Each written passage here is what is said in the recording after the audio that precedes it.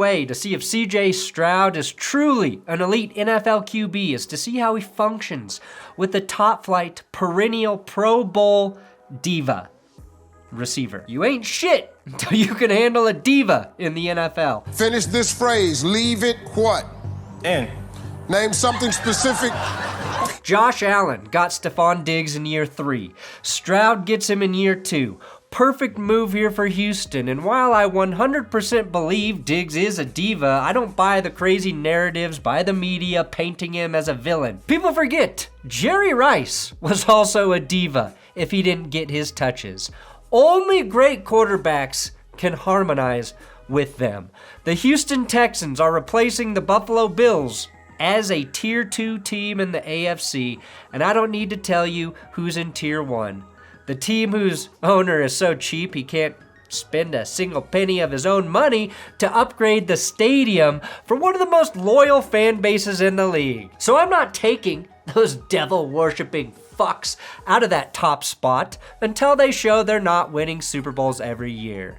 But the Texans appear to be the new Bills, and the Bills appear to have taken a step back for at least the upcoming season.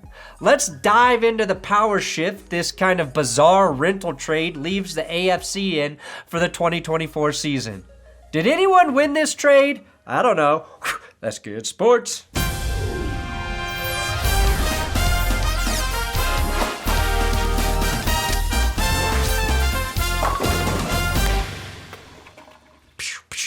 Hey, I want to thank everybody who went over to benchwarmerbrew.com to buy my wife Jess's new tea, Creativity.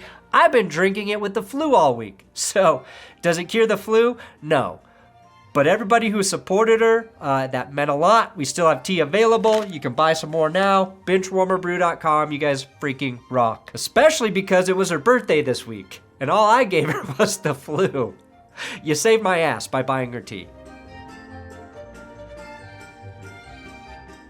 As you well know by now, the Bills and the Texans agreed to a blockbuster trade that sent all-pro wide receiver Stefon Diggs to Houston in exchange for a 2024 6th-round pick, a 2025 2nd-round pick, and a 2025 6th. An easier way to say that is the Bills get a 2nd-round pick in 2025 and the Texans get Diggs in 2024.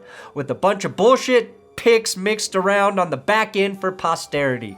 Now the Bills move on from their top target in exchange for a modest haul, while the Texans add to an already stacked offense without really mortgaging their promising future. I'm excited to get going, excited to get to work. Let's go. Now, some information that Adam Schefter tweeted out after the trade revealed that Diggs is more of a rental than we previously thought. The Texans cleared the last 3 years of his contract, meaning he can enter free agency after the 2024 season. Now, maybe he will, maybe he won't, but it does make the 2nd rounder they gave up look a little steep if indeed he doesn't re-sign with Houston following next season. They might be more all in on 2024 than we thought. Suck it, Jerry Jones. There it was. Glory hole. But why shouldn't they be with all of the pieces they have accumulated? What I do know is that if the Chiefs beat the Texans in the playoffs, Diggs will 100% be a Chief in 2025. The one place he was not allowed to seek a trade by the Bills. Now this trade says 2 things to me. Or maybe 3. I haven't decided yet. Houston is going all in, about as responsibly as you can, to build around CJ Stroud while he's on his rookie contract. Now, they traded for Joe Mixon during free agency, tried to send a 2025 pick over to Los Angeles for Keenan Allen, and instead pulled the trigger on a slightly younger target in Diggs.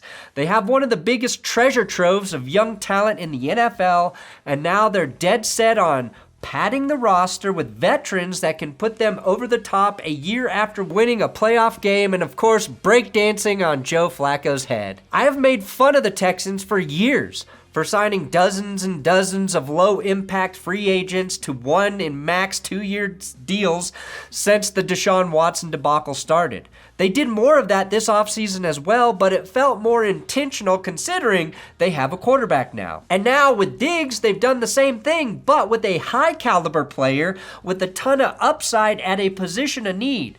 I think of Nico Collins, Tank Dell, and Diggs like Burrow having Chase, Higgins, and Boyd for his breakout season. On the Bills side, this trade signals a soft rebuild. You can never really do a full rebuild when you already have your quarterback of the past, present, future, and the man who will lead you through the afterlife like the Bills have in Josh Allen. Funny, they once had O.J. Simpson, who would, of course, take you into the afterlife. And you got me riled up. You got me started. Now, Allen's bill is coming due for Buffalo, and they're currently reckoning with that fact, right? The Diggs trade means the Bills will carry a dead money charge of slightly over $31 million, which is the highest dead cap hit for a receiver in NFL history, according to ESPN Stats and Info. So thank you, Buffalo, for making the Russell Wilson dead cap hit look less ridiculous. Can you count, suckers? But after 2024, this frees them in 2025. Diggs was not just another weapon for Buffalo. He ushered in their 4-year run of dominance in the AFC East and became one of 4 players in NFL history to record 100-plus receptions in 4 straight seasons. If you know who those other guys are, leave them in the comments. How smart are you? He's also widely credited as being one of the main reasons Josh Allen took that jump from a flawed QB to a perennial MVP candidate in 2020.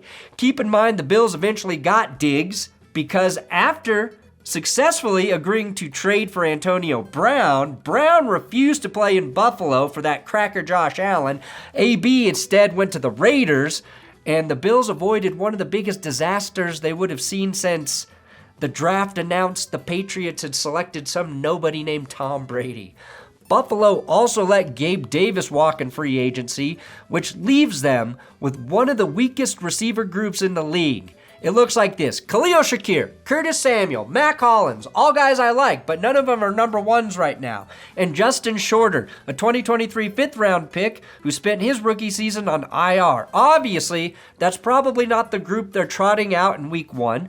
They have 11 picks in the upcoming draft, including their first pick at 28th overall. Here's the good news: there are a lot of great options at wide receiver this year.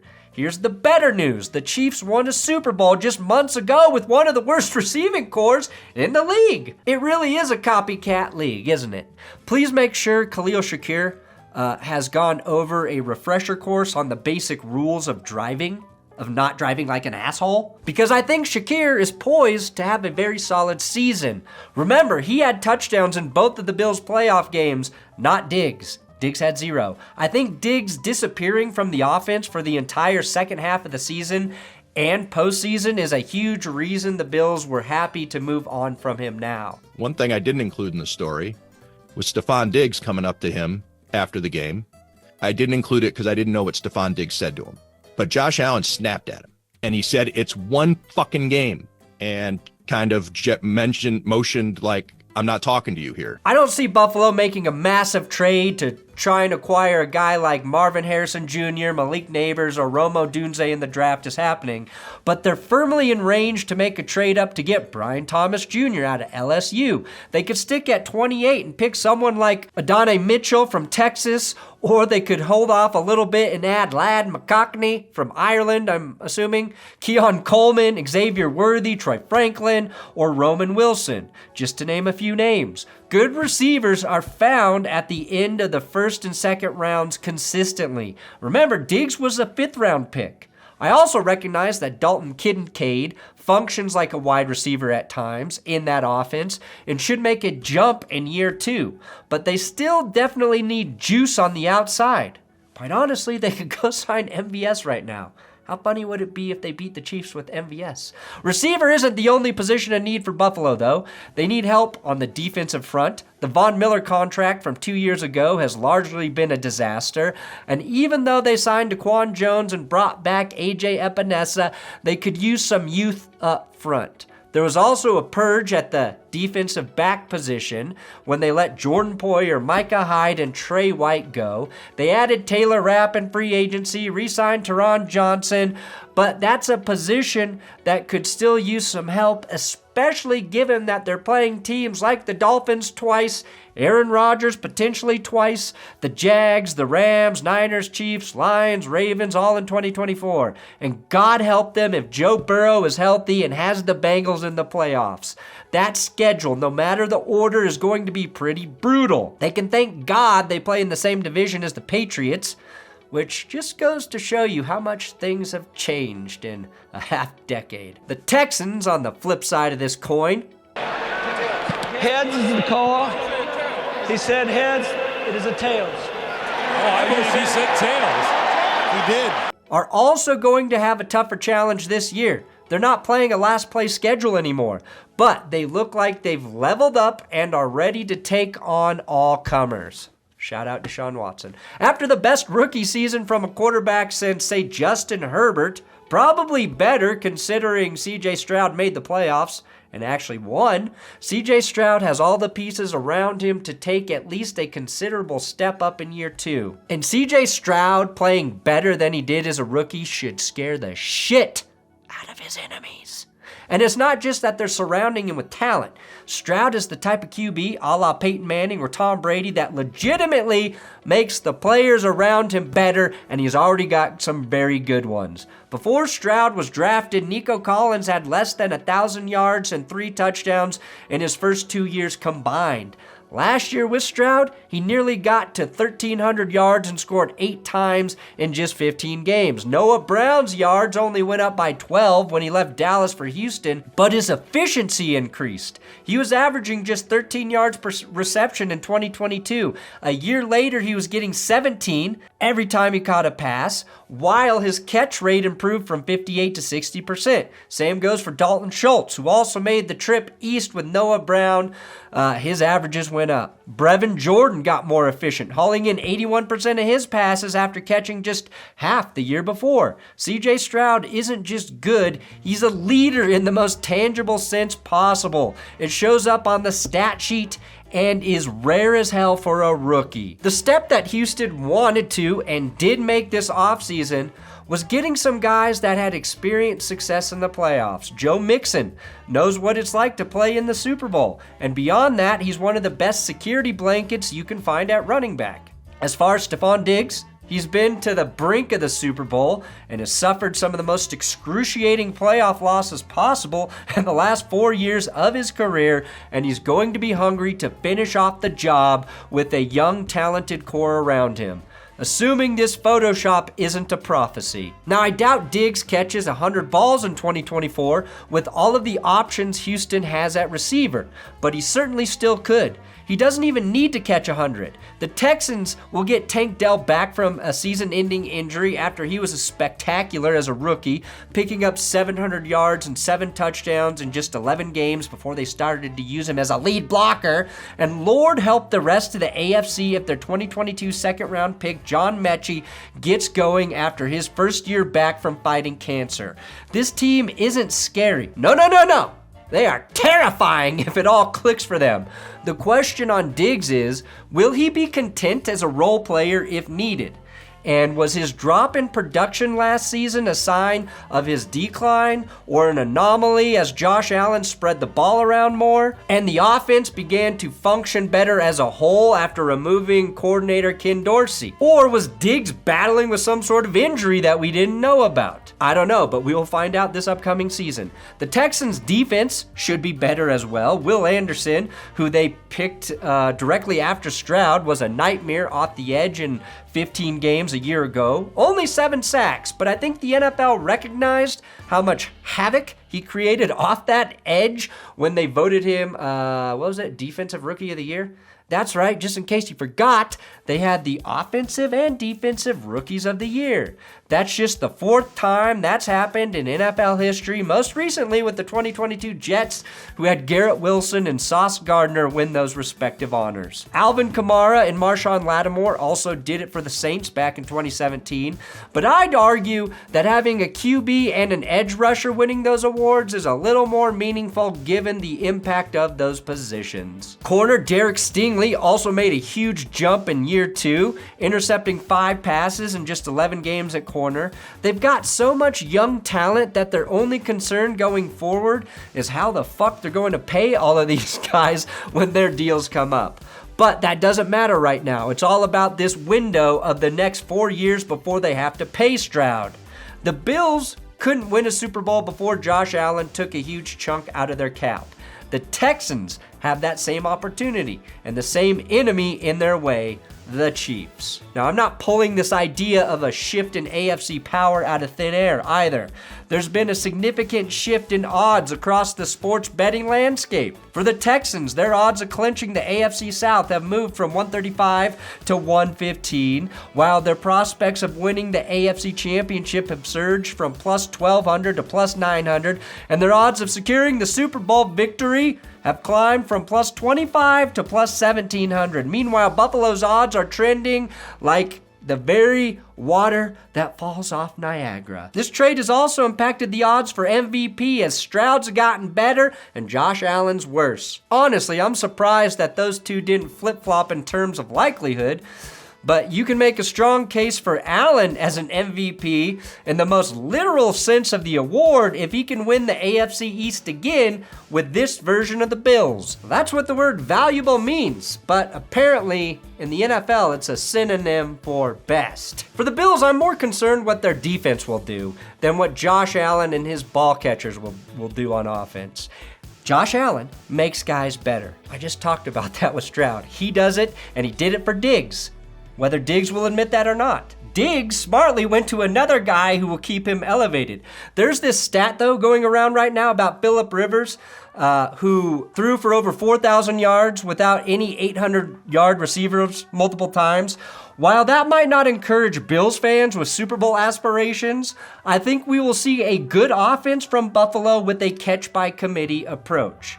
So what lessons can the Texans take from the Bills? First things first, don't overspend on an aging pass rusher like Von Miller. At some point, when you have so much talent, the risk of a contract like that is probably higher than the reward. I think rentals are the better option when it comes to older free agent players. The Rams rented Von Miller for part of the 2021 season, just like they did with OBJ, and they wouldn't have won the Super Bowl without those guys. The key is being able to cut ties from those guys when it makes sense.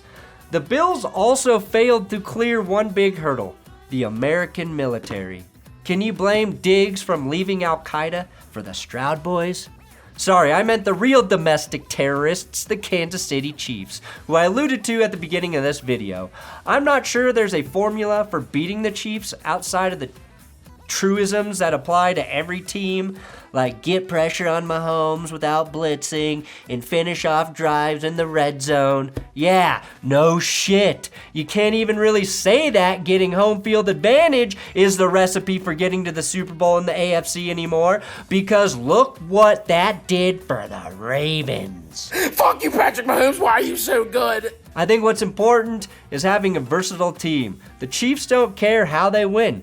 They can do it ugly or they can light you up. Last year, they mostly won a bunch of slugfests.